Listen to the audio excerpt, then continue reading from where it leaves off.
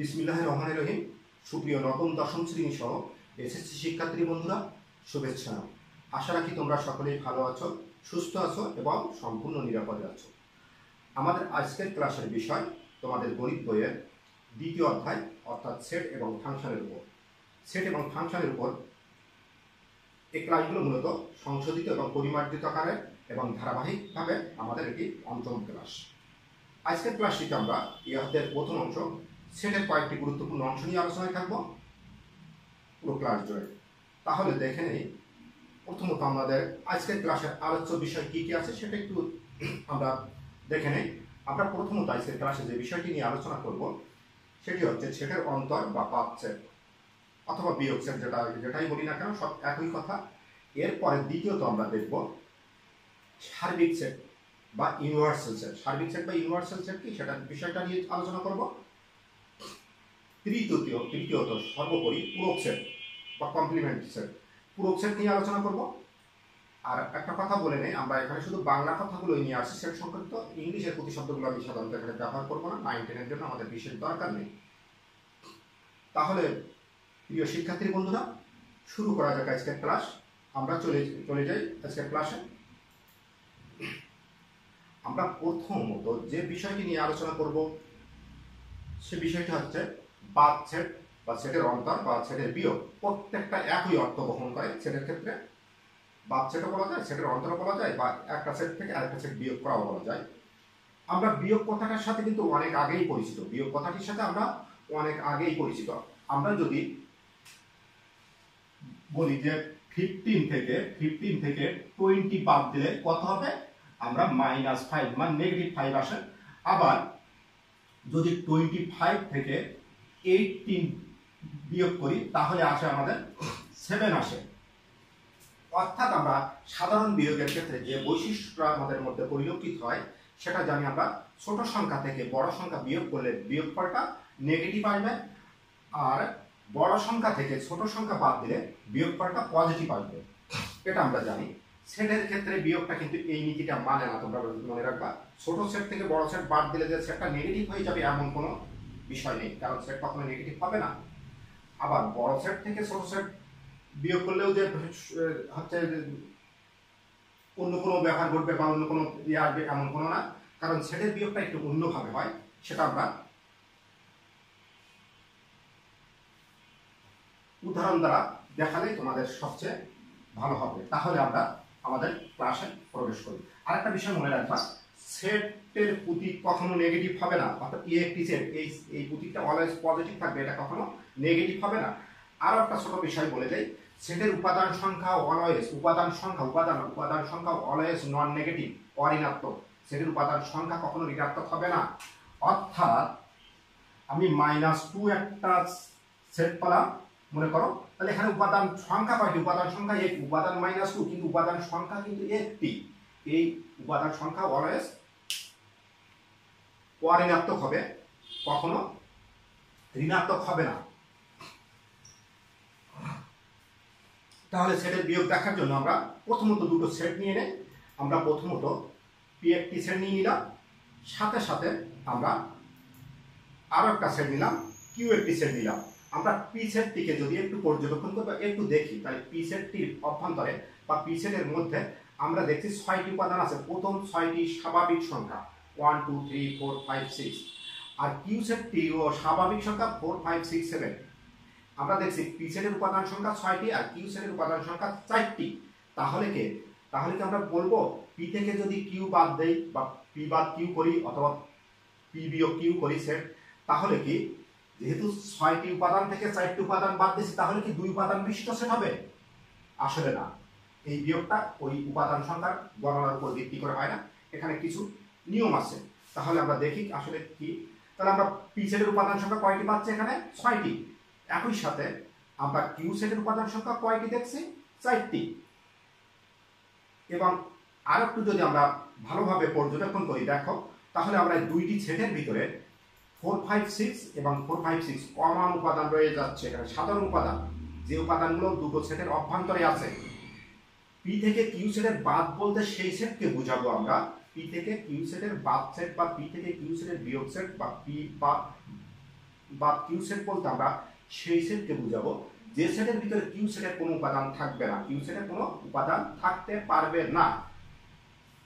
তাহলে হয়তো তোমরা কিছুটা বুঝতে পারছো, অর্থাৎ পি থেকে যখন আমরা কিউ সেটটা বাদ দেবো, তাহলে দেখো কিউ এর এই তিনটা সাধারণ এই তিনটা আর এই তিনটা দুই সেটের সাধারণ উপাদান, এই সাধারণ 5 6 4 5 6 এবং 4 5 6 থাকতে পারবে না পি মাইনাস কিউ সেটের ভিতরে, সাথে 7ও থাকতে পারবে না।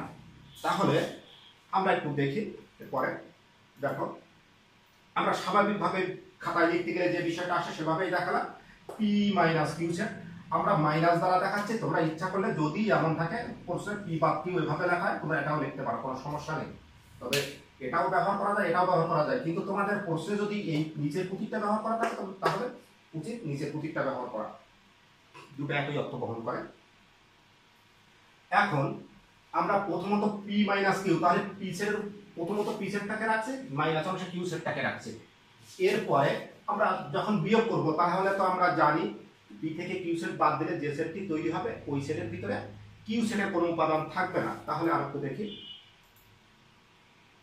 দেখো আমরা এই যে নিচের অংশ আমরা ওই একই অংশ উঠাইছি, নিচের অংশটাই যদি একটু লক্ষ্য করি তাহলে দেখছি এখানে কমন উপাদানগুলো হচ্ছে 4 5 6 এবং 4 5 6 এবং কিউ সেটের প্রধান উপাদান হচ্ছে 4 5 6 7। তাহলে 4 5 6 7 তো বাদ যাবে, সাথে এই পি সেটের ভিতরে ওর কমন অংশ যেটা ছিল এটাও চলে যাবে। কেমন ভাবে দেখি আমরা স্লাইডে, দেখো তাহলে বুঝতে পারছো স্পষ্টভাবে একটা সেট হতে অন্য একটি সেট কিভাবে বাদ দেওয়া হয় বা বাদ সেট কিভাবে তৈরি করা হয়, আসলে আর সমস্যা থাকার কথা না। তাহলে আমরা আরো একটু বিষয় বলে নেই, হয়তো স্টুডেন্ট বন্ধুরা তোমাদের ভিতরে একটা ভ্রান্তি ধারণা আসতে পারে হয়তো বড় সেট থেকে ছোট সেট শুধু বিয়োগ করা যায়, না, ছোট সেট থেকেও বড় সেট বিয়োগ করা যায়।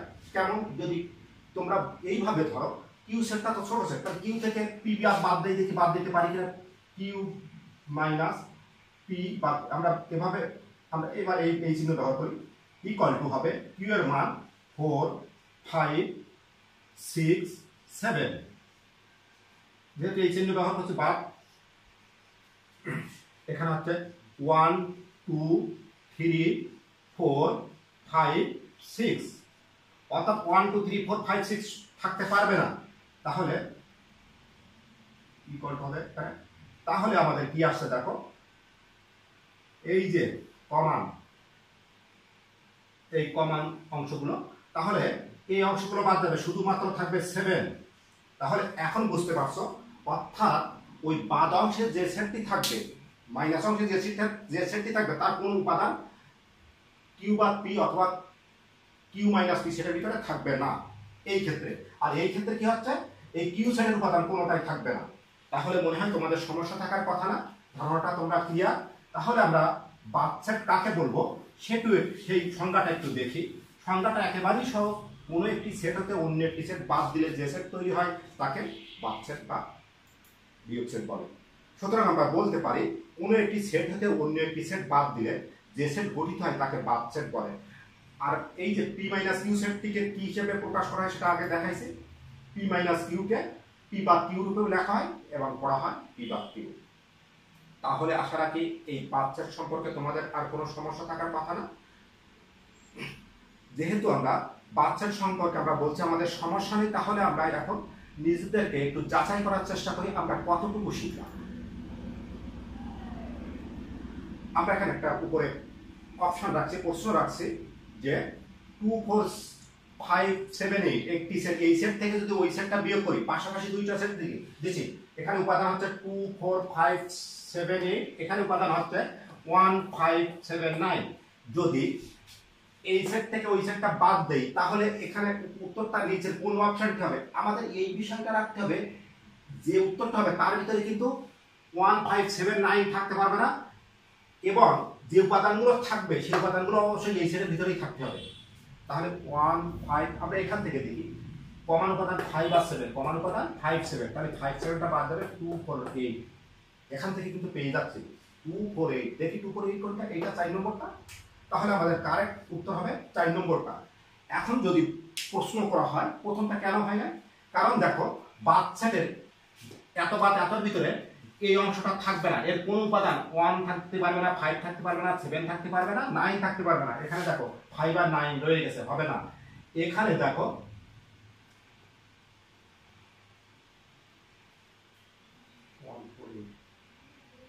এখানে দেখো 1 রয়ে যাচ্ছে, এই যে 1টা কমন ফ্যাক্টর, এখানে 1 রয়ে যাচ্ছে। এখানে দেখো 7 আর 9 রয়ে গেছে, তাহলে এই তিনটা বাদ সেট হবে না, লাস্টেরটাই হবে। তাহলে আমাদের বাদ সেট বা সেটের বিয়োগ সম্পর্কে আমরা আশা রাখি তোমাদের ধারণাটা এখন ক্লিয়ার। তাহলে আমরা এরপরে চলে যাব আমাদের পরবর্তী ক্লাসে, পরবর্তী অংশে। তাহলে আমরা পরবর্তী অংশে চলে যাই।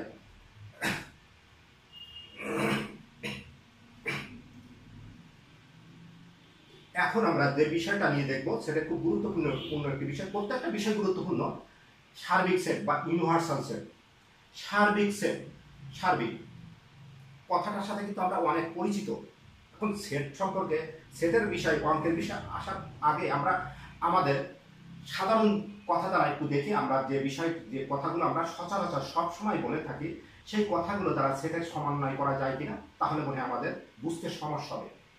আমরা এই ধরনের কথা সবসময় শুনি, সার্বিক পরিস্থিতি কি, সার্বিক খবর কি, সার্বিক সংবাদ কি। একটু দেখো, যদি বলা হয় আজকের সার্বিক পরিস্থিতি কি, এরকম ধরলাম সার্বিক পরিস্থিতিটা টোটাল, এই বক্সটা ধরলাম যে আজকের টোটাল সার্বিক পরিস্থিতিটা, এর ভিতরে এই পরিস্থিতির ভিতরে কি থাকতে পারে, আজকের বৃষ্টিপাত থাকতে পারে, আজকের রাজনৈতিক পরিস্থিতি থাকতে পারে, আজকের তাপমাত্রা থাকতে পারে, আজকের মারামারি বা কাটাকাটি যা আছে তাও থাকতে পারে, এরকম অনেকগুলো বিষয় থাকে। এই টোটালগুলো নিয়ে কিন্তু সার্বিক, টোটালগুলো নিয়ে হচ্ছে সার্বিক। তাহলে আমরা ধরলাম আরো কিছু থাকতে পারে, আরো অনেক বিষয় থাকতে পারে, 1টা 2টা 3টা 4টা 5টা, এই 5টি বিষয় নিয়ে আজকে সার্বিক বিষয় আসছে। তাহলে দেখো, প্রথমটা কিন্তু সার্বিকের ভিতরে আছে, দ্বিতীয়টাও সার্বিকের ভিতরে আছে, তৃতীয়টাও সবগুলোর ভিতরে, চতুর্থটাও সবগুলোর ভিতরে, পঞ্চমটাও সবগুলোর ভিতরে। তাহলে সার্বিকত্ব হচ্ছে সর্বকিছু যে যা আত্মস্থ করতে পারে, যার ভিতরে সবকিছু থাকে, তার সেটাকে সার্বিক বলছি। তাহলে সেটাকে আমরা সার্বিক বলছি। তাহলে সার্বিক হচ্ছে নির্দিষ্ট একটা সীমা, যেমন আজকের দিনের অথবা 1 বছরের। আসলে সেটা আমরা উদাহরণে চলে যাই, তাহলে তোমাদের জন্য আরো সুবিধা হবে। তাহলে সার্বিক বলা হচ্ছে কি, যে কতগুলো বিষয় নিয়ে যদি একটি বিষয় তৈরি হয়, তাহলে ওই বড় বিষয়টাকে এই ছোট বিষয়গুলো সার্বিক বলা হবে, ছোট বিষয়গুলোর সাপেক্ষে সার্বিক বলা হবে। সেটের ক্ষেত্রে দেখো, তাহলে আমরা আসলে সেট দ্বারাই দেখি, সেটের উদাহরণ দ্বারা দেখি। আমরা ইউ একটি সেট নিয়ে নিলাম। সবসময় মনে রাখবা, সার্বিক সেটকে ইউ বড় হাতের ইউ দ্বারা লেখা হয়। সেটের নাম যেহেতু বড় হাতের উপর হবে, এটা তো তাই। এবং এর পরপরে আমরা আরো কয়েকটি সেট নিলাম। এ একটি সেট নিলাম 1 3 5, বিও একটি সেট নিলাম যার উপাদান হচ্ছে 2 4 6, সিও একটি সেট নিয়ে নিলাম যার উপাদান হচ্ছে 2 3 4 5। একই রূপে আরো একটি সেট ডি নিয়ে নিলাম 1 4 6। একটু বিশ্লেষণ করি সেটগুলোকে, একটু লক্ষ্য করো তোমরা। দেখো, এ সেটের ভিতরে আমরা ইউ সেটের কিন্তু এখানে 6টি উপাদান আছে, 1 2 3 4 5 6। এ সেটের ভিতরে আছে 3টি উপাদান, 1 আছে 3 আছে 5 আছে। দেখো, এই 3টি উপাদান কিন্তু ইউ এর ভিতরে আছে, 1 আছে 3 আছে 5 আছে। তাহলে অবশ্যই আমরা বলতে পারি এ হচ্ছে ইউ এর একটি উপসেট, এ হচ্ছে ইউ এর একটি উপসেট, এ সাবসেট অফ ইউ। একই ভাবে দেখো, বি এর 2 4 6, 2 আছে 4 আছে 6 আছে, ইউ এর ভিতরে আছে। তাহলে বিও কি হবে, বিও হচ্ছে সাবসেট অফ ইউ। অনুরূপ ভাবে সি এবং ডি কে যদি আমরা বিশ্লেষণ করি, তাহলে আমরা এটাও বলতে পারবো সিও ইউ এর উপসেট, সিও ইউ এর উপসেট এবং ডিও ইউ এর উপসেট। এই বিষয়গুলো কিন্তু আমাদের মধ্যে কোনো দ্বিমত নেই, এই বিষয়গুলোর দ্বারা আমাদের মধ্যে কোনো দ্বিমত নেই। অর্থাৎ এ বি সি ডি এই 4টি সেটই হচ্ছে ইউ এর উপসেট। আমরা সার্বিক পরিস্থিতির ভিতর দিয়ে দেখছিলাম, বৃষ্টিপাত, তাপমাত্রা, রাজনৈতিক পরিস্থিতি, হানাহানি, এগুলো ছিল সব সার্বিকের অভ্যন্তরে। ঠিক তদ্রূপ A set, B set, C set এবং ডি সেট, এই বিষয়গুলো, এই কতগুলো সেট এই সার্বিকের অভ্যন্তরে আছে, অর্থাৎ সার্বিক সেটের উপসেট হিসেবে আছে। আমরা আগে সার্বিক সেট বলে দিয়েছি, যেহেতু ইউ কে সার্বিক সেট হিসেবে আমরা আগেই বলেছি। তাহলে আমরা সার্বিক সেট কাকে বলবো, এই যে নিচের সেটগুলোর সাপেক্ষে ইউ হচ্ছে সার্বিক সেট। এই যে নিচের সেটগুলোর সাপেক্ষে ইউ হচ্ছে এদের এই সেটগুলোর সার্বিক সেট। তাহলে সংজ্ঞাটা মনে হয় তোমরা বুঝতে পারছো, আরো একটু ক্লিয়ার করে দেয়। এই যে কতগুলো সেট নিয়েছি, একটি, দুইটি, তিনটি, চারটি, একের অধিক যেহেতু, তাহলে কতগুলো, এই সেটগুলো কার উপসেট, ইউ এর উপসেট। তাহলে আমরা বলতে পারি কতগুলো সেট যদি, এই কতগুলো সেট যদি একটি নির্দিষ্ট সেটের উপসেট হয়, কতগুলো সেট যদি একটি নির্দিষ্ট সেটের উপসেট হয়, তাহলে এই নির্দিষ্ট সেটগুলির সাপেক্ষে, তাহলে অর্থাৎ কতগুলো সেট যদি একটি নির্দিষ্ট সেটের উপসেট হয়, তাহলে ওই নির্দিষ্ট সেটটিকে, এই নির্দিষ্ট ইউ সেটটিকে তার এই উপসেটগুলোর সাপেক্ষে সার্বিক সেট বলা হবে। মনে হয় তোমরা ক্লিয়ার। অর্থাৎ সেই সংখ্যাটাই আমরা নিয়ে আসি, কতগুলো সেট যদি একটি নির্দিষ্ট সেটের উপসেট হয়, অর্থাৎ আমাদের এ বি সি ডি এই চারটি সেটই ইউ এর উপসেট, তাহলে ইউ সেটটি হবে এই তার এই উপসেটগুলোর সাপেক্ষে সার্বিক সেট। তাহলে ওই নির্দিষ্ট সেটটিকে তার উপসেটগুলোর সাপেক্ষে সার্বিক সেট বলা হবে। সার্বিক সেটকে সাধারণত আমরা ইউ দ্বারা প্রকাশ করি, সাধারণত সবসময় ইউ দ্বারা প্রকাশ করি। এখন দেখো একটা বিতর্কিত একটা প্রশ্ন নিয়ে তৈরি করি আমি। এখন এম আরো একটা সেট নিয়ে নিলাম, 1 3 4 5 7, তাহলে কি এম এর সার্বিক সেট ইউ হবে? এম এর সার্বিক সেট ইউ হবে কি না বই এভাবে উল্লেখ নেই। তারপরে আমি তোমাদের বোঝার সুবিধার জন্য দেখাই দেওয়ার চেষ্টা করছি। দেখো 7 উপাদানটা কিন্তু ইউ এর ভিতরে নেই, তাহলে কিন্তু এম কিন্তু ইউ এর উপসেট না, এম কিন্তু ইউ এর উপসেট না। তাহলে ইউ এম এর সার্বিক সেট হবে না। সার্বিক সেট হতে গেলে অবশ্যই তার অধীনস্থ সেটগুলো অবশ্যই উপসেট হবে, ঠিক আছে? তাহলে আমরা এম এর সার্বিক সেট ইউ কে বলতে পারবো না, এম এর সার্বিক সেট ইউ কে বলতে পারবো না। অর্থাৎ উপসেটগুলোর সাপেক্ষে সার্বিক সেট হবে। তার উপসেট যে কোনো একটি সেট সার্বিক হতে গেলে তার অধীনস্থ উপসেটগুলোর সাপেক্ষে হবে, তার অধীনস্থ উপসেটগুলোর সাপেক্ষে। এখন প্রশ্ন আসলে কতগুলো এর কতগুলো উপসেট হতে পারে, সেটা তো আমরা আগেই জানি। 6টি আছে, টুটি আছে 64টি। তাহলে এই 64টি উপসেটের জন্য ইউ সার্বিক সেট, এই 64টি উপসেটের জন্য ইউ সার্বিক সেট হবে। এটা নিয়ে বেশি বিশ্লেষণ আমাদের দরকার নেই, তোমরা হয়তো ক্লিয়ার। তাহলে তো সমস্যা থাকার কথা না। তাহলে আমরা আবারও একবার রিভিউ করছি যে কতগুলো set A B C D এই 5টি সেটই ইউ এর উপসেট। তাহলে কতগুলো সেট যদি একটি নির্দিষ্ট সেটের উপসেট হয়, তাহলে এই নির্দিষ্ট অর্থাৎ এই বড় সেটটিকে তার এই উপসেটগুলোর সাপেক্ষে সার্বিক সেট হবে।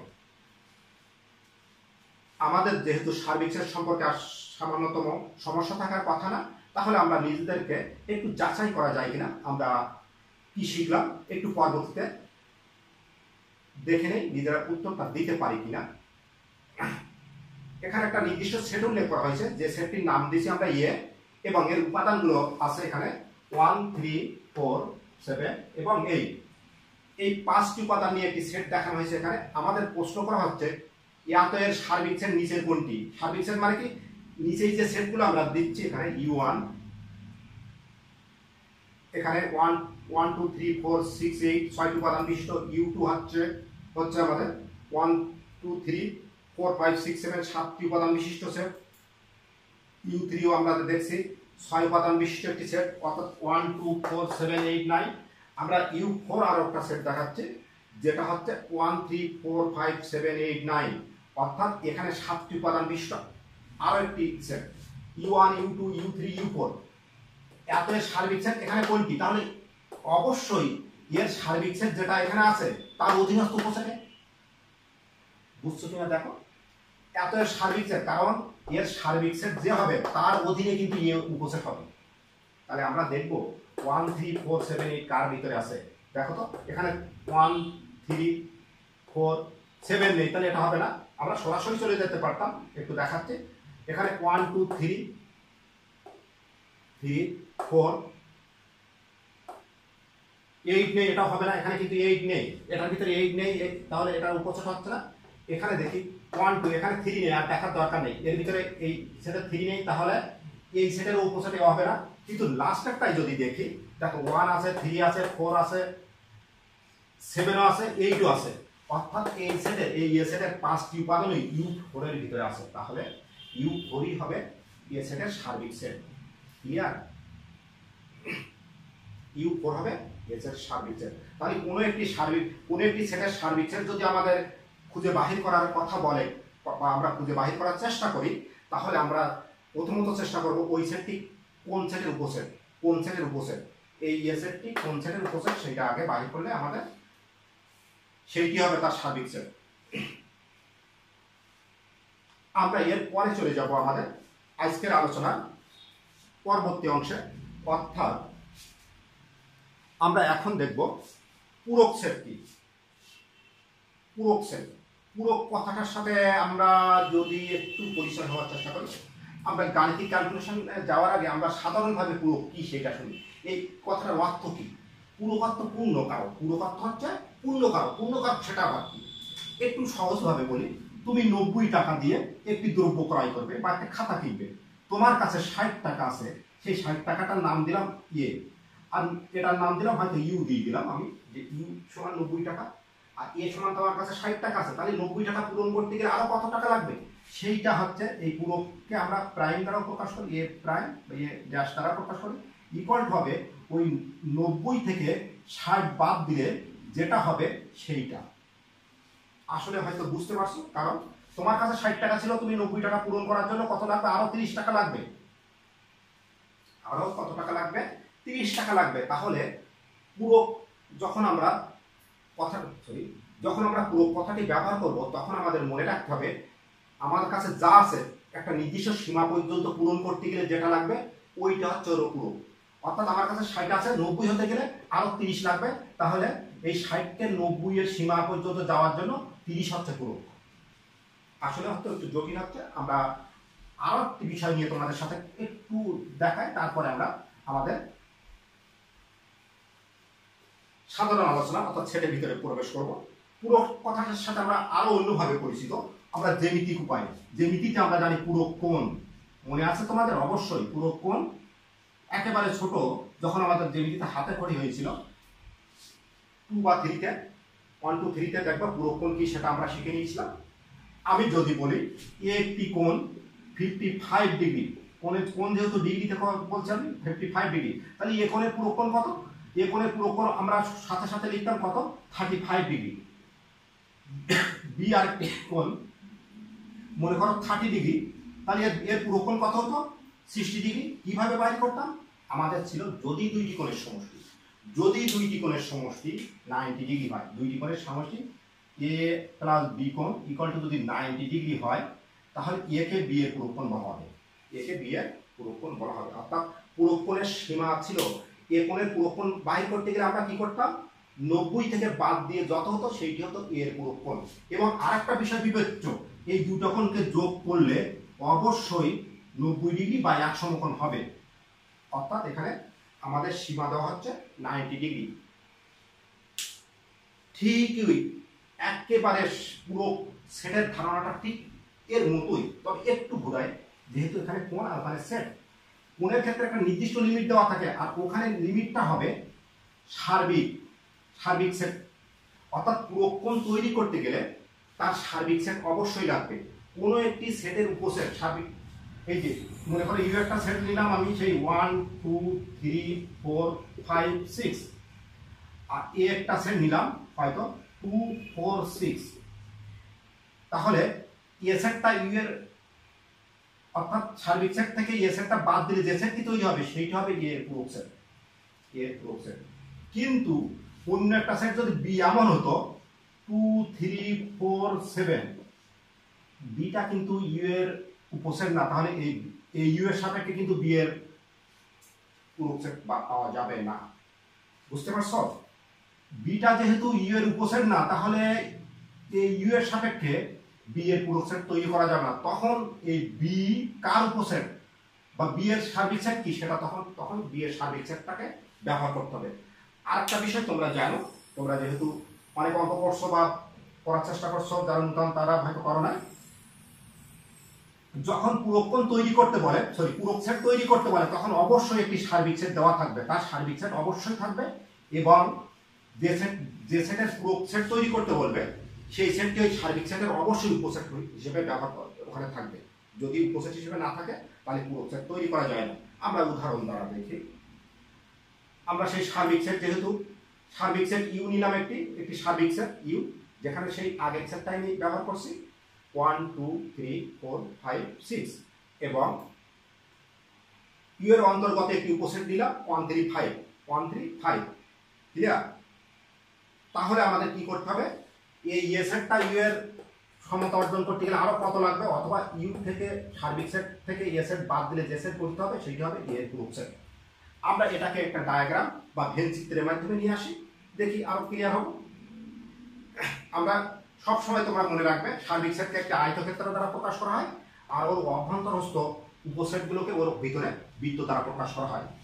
ভেন চিত্র আঁকার সাধারণ নিয়ম হচ্ছে এটাকে আয়তক্ষেত্রটাকে আমরা টোটাল আয়তক্ষেত্রটাকে বললাম সার্বিক সেট, যার উপাদান হচ্ছে ঠিক ওইগুলো 1 2 3 4 5 6 এবং ওর অভ্যন্তরে একটি উপসেট আছে যেটা যার উপাদানগুলো নিয়ে গঠিত সেটটা হচ্ছে 1 3 5। তাহলে এর পুরো সেট কত হবে, অবশ্যই এইটা বাদ যাবে 2 4 6। ক্লিয়ার? তাহলে আমরা দেখি এরপরে। এখন আমরা সেই একই একটি সার্বিক সেট নিয়ে নিচ্ছি, সেই একই সার্বিক সেট ইউ 1 2 3 4 5 6 এবং সাথে সাথে তার অধীনস্থ সেই উপসেটটি নিয়ে নিলাম 1 3 5। তাহলে এর পুরো সেট কি হবে তোমরা বুঝতে পারছো, আমরা যেহেতু আগেই বলে দিয়েছি। তাহলে এখান থেকে এই যে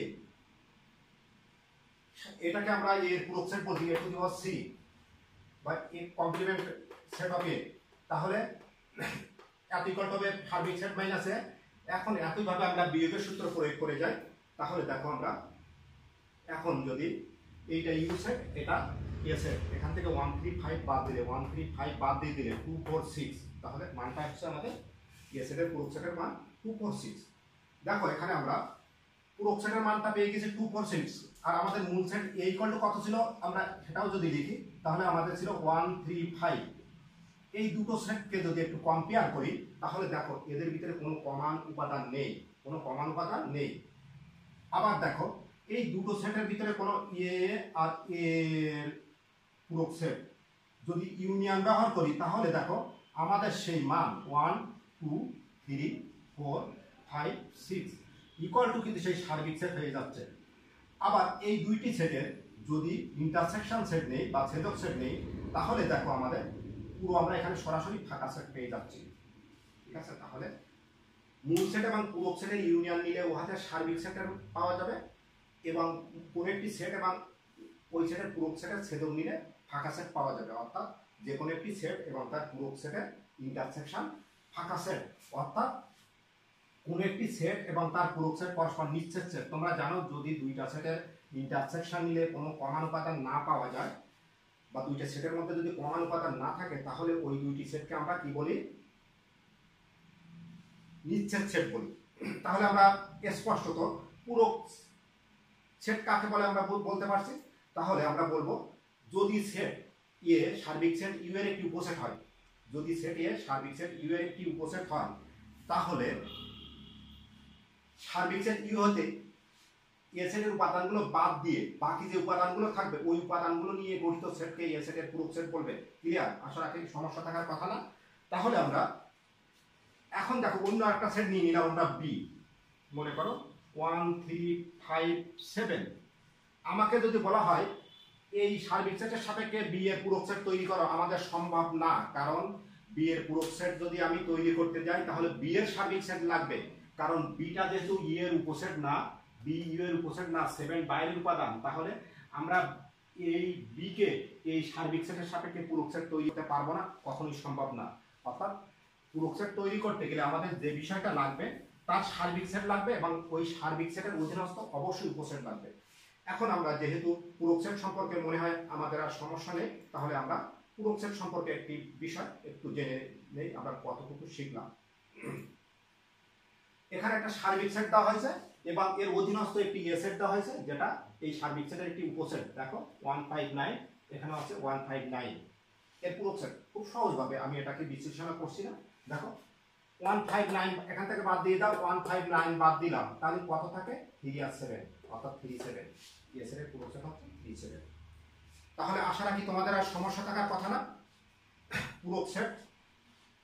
তার আগে এর আগে সার্বিক সেট এবং তার আগে যে আমরা বাদ সেট বা সেটের অন্তরে দেখাইছি বা সেটের বিয়োগ দেখাইছি, তাহলে তোমাদের ক্লিয়ার হয়ে গেল বিষয়গুলো। একটু চেষ্টা করে নিও, একবার না পারলে দ্বিতীয়বার দেখো, দ্বিতীয়বার না পারলে তৃতীয়বার মনোযোগ সহকারে দেখো, কোনো সমস্যা থাকবে না।